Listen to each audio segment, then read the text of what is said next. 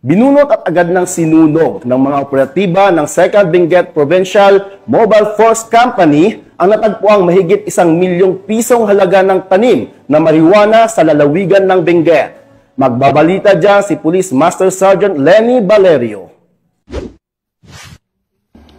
Binunot at sinunog ng mga otoridad ang nagkakahalagang 1.2 million fully grown marijuana plants matapos ang matagumpay na operasyon ng 2nd Benguet Provincial Mobile Force Company Lead Unit kasama ang Kibungan PNP, PDEO at Provincial Intelligence Unit, Benguet PPO, Regional Intelligence Unit 14 at Regional Intelligence Division, PROCAR at PDEA-CAR sa Sitio Mugkaw, Barangay Badeo, Kibungan, Benguet nitong 16 ng Hunyo taong kasalukuyan. Ang 6,000 fully grown marijuana plants na natuklasan ay may sukat na humigit kumulang 1,200 metro kwadrado.